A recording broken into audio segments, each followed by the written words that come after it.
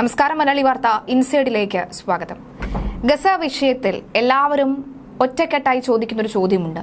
ഇത്രയും നാളായല്ലോ, എവിടെയാണ് ബന്ദികളെന്ന്? ഇനിയും വരാനുള്ള ബന്ദികളുടെ ജീവനെങ്കിലും ബാക്കിയുണ്ടോ എന്ന വിവരമെങ്കിലും നൽകാൻ നിങ്ങൾക്ക് സാധിക്കുമോ എന്നാണ് ഇസ്രായേലിൽ നിന്നുള്ള പ്രധാന ചോദ്യങ്ങൾ ഉയരുന്നത്. എന്തായാലും അവസാന കച്ചിത്തുരുമ്പ് എന്നോളം ബെഞ്ചമിൻ നെതന്യാഹുവിന്റെ ഭാര്യ പോലും ഇറങ്ങിയിരിക്കുകയാണ് ഈ ബന്ദിമോചനത്തിന്റെ ആവശ്യവുമായി ബന്ധപ്പെട്ട്.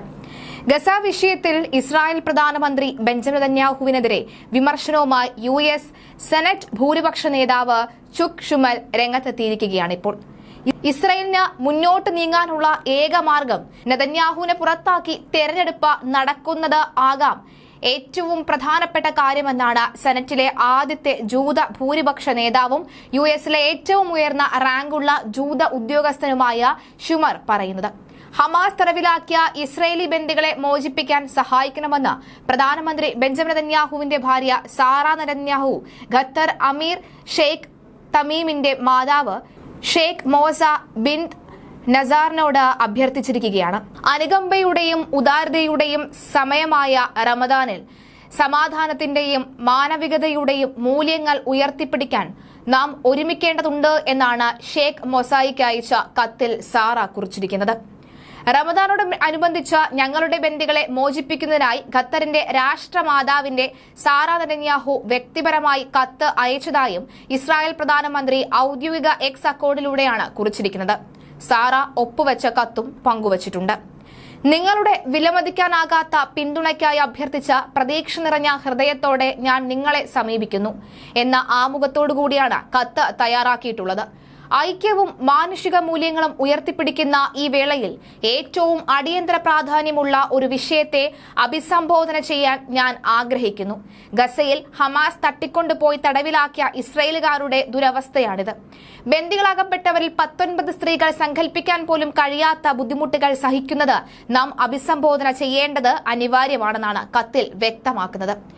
ലൈംഗിക ദുരുപയോഗത്തിന്റെയും ബലാത്സംഗത്തിന്റെയും റിപ്പോർട്ടുകൾ നമ്മെ പേടിപ്പിക്കുന്നതാണ്. സ്ത്രീകൾക്കെതിരായ അത്തരം പ്രവർത്തികൾ അവഗണിക്കുവാനോ പൊറുക്കുവാനോ കഴിയില്ല. രാഷ്ട്രീയ അതിർവരമ്പുകൾ മറികടന്ന് മാനവിക മൂല്യങ്ങളുടെ അടിസ്ഥാനത്തിൽ ഫലപ്രദമായി പ്രവർത്തിക്കേണ്ട സമയമാണിത്. അവരുടെ തിരിച്ചുവരവിനായി കാത്തിരിക്കുന്ന അവരുടെ കുടുംബങ്ങളുടെ വേദന നമ്മുടെ ഹൃദയത്തിൽ ആഴത്തിൽ പ്രതിധ്വനിക്കുന്നു. ജീവന്റെ വിലയെക്കുറിച്ചും അത് സംരക്ഷിക്കാൻ ഒരുമിച്ച് നിൽക്കേണ്ടതിന്റെ പ്രാധാന്യത്തെക്കുറിച്ചും ഇത് നമ്മെ ഓർമ്മിപ്പിക്കുന്നു എന്നാണ് കത്തിൽ വിശദീകരിച്ചത്. ഇസ്രായേൽ ബന്ദികളുടെ മോചനത്തിനായി പ്രവർത്തിക്കാൻ നിങ്ങളുടെ സ്വാധീനം പ്രയോജനപ്പെടുത്താൻ റമദാൻ വേളയിൽ ഞാൻ നിങ്ങളോട് അഭ്യർത്ഥിക്കുന്നു. സ്ത്രീകളുടെ അന്തസ്സും സുരക്ഷയും അപകടത്തിലാക്കുമ്പോൾ നമുക്ക് നിശബ്ദത പാലിക്കാനോ മാറി നിൽക്കാനോ കഴിയില്ല എന്നാണ് അവർ കൂട്ടിച്ചേർത്തത്. ഇസ്രയേലും ഹമാസും തമ്മിൽ വെടിനിർത്തൽ കരാറിലെത്താൻ വിവിധ രാജ്യങ്ങളുടെ നേതൃത്വത്തിൽ അടുത്തയാഴ്ചകളിൽ പുതിയ ശ്രമങ്ങൾ ആരംഭിക്കാനിരിക്കെയാണ് തുറന്ന കത്ത് ഇപ്പോൾ അയച്ചിരിക്കുന്നത്. അതേസമയം US പ്രസിഡന്റ് ജോ ബൈഡന്റെ പ്രത്യേക ദൂതൻ ബെറ്റ് മക്രൂമിന്റെ മധ്യസ്ഥയിലാണ് കൊറോയിൽ ചർച്ച നടക്കുക എന്ന ഇസ്രായേൽ പ്രതിരോധ മന്ത്രാലയ വൃത്തങ്ങൾ ഈ IANSനോട് പ്രതികരിച്ചിട്ടുമുണ്ട്.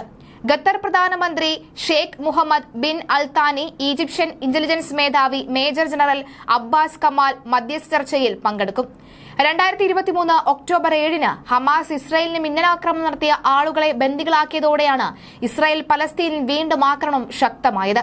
ഇതിനുശേഷം ഗസയിൽ ഇസ്രായേൽ നടത്തിയ രൂക്ഷമായ ആക്രമണങ്ങളിൽ ഇതുവരെ 31,000-ലധികം സാധാരണക്കാർ കൊല്ലപ്പെടുകയും വൻ നാശനഷ്ടങ്ങൾ ഉണ്ടാവുകയും ചെയ്തു. ഇസ്രായേലിന്റെ താൽപര്യങ്ങളെക്കാൾ മുൻഗണന തന്റെ രാഷ്ട്രീയ നിലനിൽപ്പിനാണെന്നും നെതന്യാഹു നൽകുന്നത് എന്നും അദ്ദേഹം കുറ്റപ്പെടുത്തി. ഇസ്രായേലികൾ തങ്ങളുടെ ഗവൺമെന്റ് കാഴ്ചപ്പാടിലും ദിശാബോധത്തിലും ആത്മവിശ്വാസം നഷ്ടപ്പെട്ടിരിക്കുന്ന ഈ സമയത്ത് ഇസ്രായേലിന്റെ നല്ല ഭാവിക്കുള്ള ഏകമാർഗം പുതിയ തെരഞ്ഞെടുപ്പ് മാത്രമാണെന്നാണ് താൻ വിശ്വസിക്കുന്നതെന്നും അദ്ദേഹം കുറ്റപ്പെടുത്തുകയുണ്ടായി. ഇസ്രായേലിന്റെ സമാധാനത്തിനുള്ള പ്രധാന തടസ്സം നെതന്യാഹു ആണെന്നും സെനറ്റ് ഫ്ലോറിൽ 40 മിനിറ്റ് നീണ്ട പ്രസംഗത്തിൽ അദ്ദേഹം പറയുകയും ഉണ്ടായി.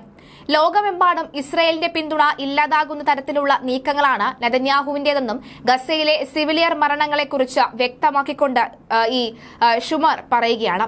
പലസ്തീൻ രാഷ്ട്രപദവി നൽകുന്നതിനെ ദീർഘകാലമായി എതിർത്തിരുന്ന നെതന്യാഹു അമേരിക്ക മുന്നോട്ട് വയ്ക്കുന്ന ദ്വിരാഷ്ട്ര പരിഹാരത്തിന്റെ വഴിയിലെ നിരവധി തടസ്സങ്ങളിലൊന്നാണ് ഷുമൂർ പറയുകയുണ്ടായി.